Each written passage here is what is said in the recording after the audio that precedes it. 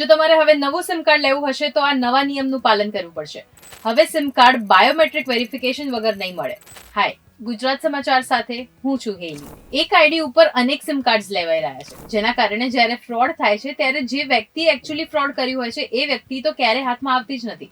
જેના નામે સિમ હોય છે એ વ્યક્તિની ધરપકડ ચોક્કસ થઈ જાય છે. અને ટેલિકોમ સેક્ટરના ઇન્વેસ્ટિગેશનના લીધે ખબર પડી કે ફાઇનાન્શિયલ ફ્રોડ્સ ફેક સિમ કાર્ડના લીધે વધારે વધી રહ્યા છે. એટલા માટે જ પીએમઓએ ડિપાર્ટમેન્ટ ઓફ ટેલિકમ્યુનિકેશનને સ્ટ્રિક્ટલી કહ્યું છે કે બાયોમેટ્રિક વેરિફિકેશન વગર કોઈને સિમ કાર્ડ આપવું નહીં, જેથી ફેક ડોક્યુમેન્ટ્સના યુઝથી થતા મોબાઈલ કનેક્શન્સનો મિસયુઝ બંધ થઈ જાય. પહેલા આપણે કોઈ પણ ગવર્મેન્ટ આઈડી આપી દઈએ ને તો આપણને ઇઝીલી સિમ કાર્ડ મળી જતું હતું, પણ હવે retailers Aadhaar based biometric verification કર્યા પછી જ આપણને સિમ કાર્ડ એક્ટિવેટ કરી આપશે. And that means no Aadhaar no sim.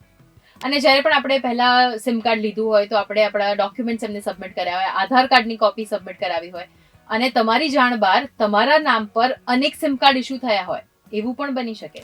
જો તમારે ચેક કરવું હોય કે તમારા આધાર કાર્ડ પર શું કોઈ બીજાએ સિમ કાર્ડ ઇસ્યુ કરાવ્યું છે કે નહીં, એ પણ તમે ઘરે બેઠા ઇઝીલી જોઈ શકો છો. અને જો એ ચેક કેવી રીતે કરવું એના માટે તમારે વિડીયો જોવો હોય તો કમેન્ટ્સમાં લખજો yes I want to C, તો એના માટે અલગથી વિડીયો બનાવીશું. અને આવા જ ઇન્ફોર્મેટિવ વિડીયોઝ માટે જોતા રહો ગુજરાત સમાચાર .com.